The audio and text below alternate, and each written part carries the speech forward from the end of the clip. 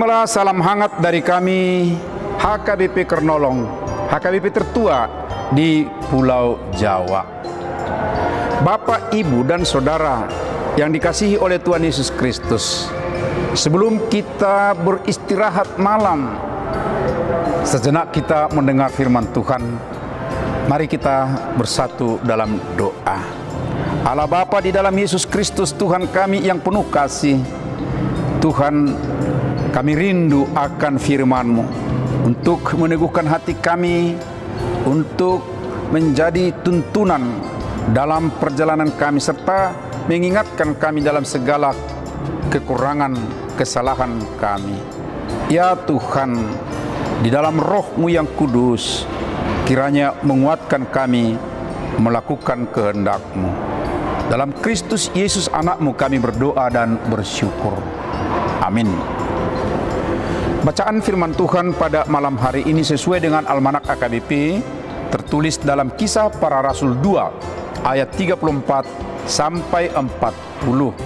Dan pembimbing renungan di ayat 40 mengatakan, dan dengan banyak perkataan lain lagi, ia memberi suatu kesaksian yang sungguh-sungguh, dan ia mengecam dan menasihati mereka, katanya, berilah dirimu diselamatkan dari angkatan yang jahat ini.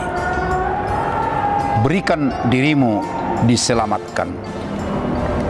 Konon, untuk menyelamatkan orang yang terhanyut di air, apabila tanpa alat bantu, harus ekstra hati-hati. Sebab kecenderungannya, ketika ada orang yang akan membantunya dengan menjulurkan tangannya, si korban akan menggenggam tangan penolongnya. Akibatnya apa? Sekali lagi, hati-hati jika hal seperti ini terjadi, sebab si korban akan menarik tangan penolongnya, dan keduanya mereka bisa menjadi korban. Saran para orang tua, sebaiknya si korban menyerahkan tangannya lalu digenggam oleh si penolong, maka kemungkinan keduanya akan selamat. Menyerahkan diri digenggam akan lebih besar kemungkinan selamat ketika menggenggam.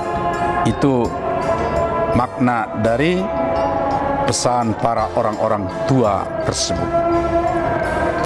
Teologi keselamatan Kristen, usaha manusia tidak akan mampu menyelamatkan dirinya dari hukuman akibat dosa.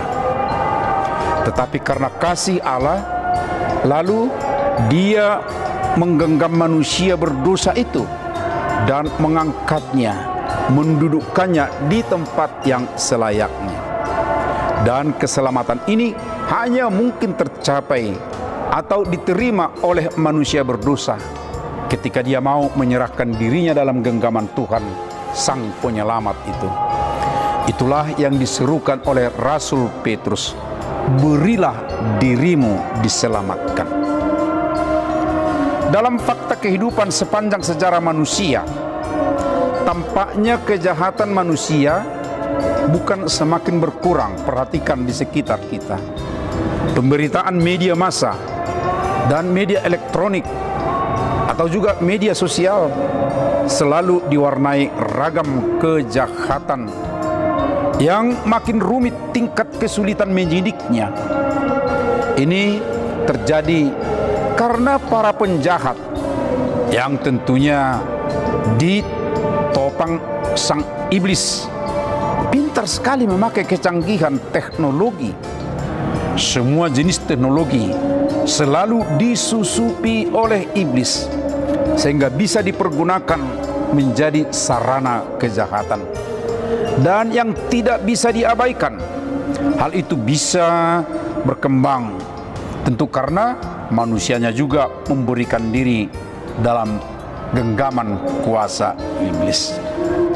Dalam perkembangan seperti itulah renungan ini terus mengingatkan kita agar bersikukuh menyerahkan diri kepada Tuhan, agar terbebas dari kejahatan.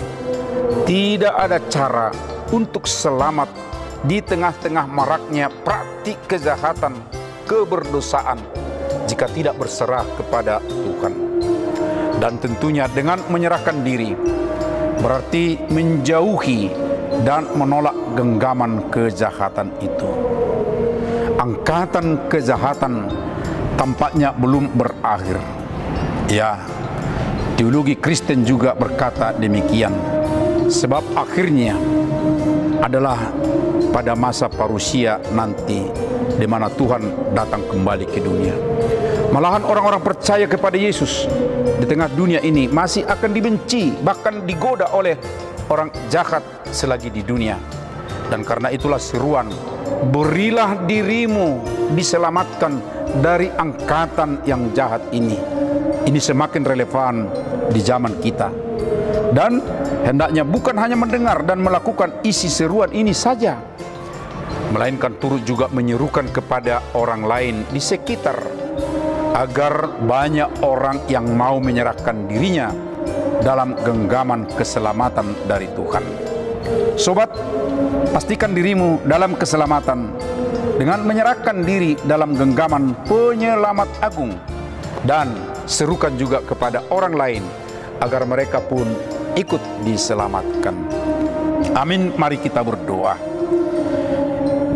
Ya Tuhan, teguhkan hati kami, menyerahkan diri senantiasa ke dalam genggaman tangan-Mu yang kudus dan penuh rahmat, agar kami selamat dalam kehidupan sekarang dan kekal selamanya. Terima kasih dalam anak-Mu Yesus Kristus. Anugerah Tuhan Yesus Kristus, kasih setia Allah Bapa, serta persekutuan dengan Roh Kudus menyertai kita semua. Amin.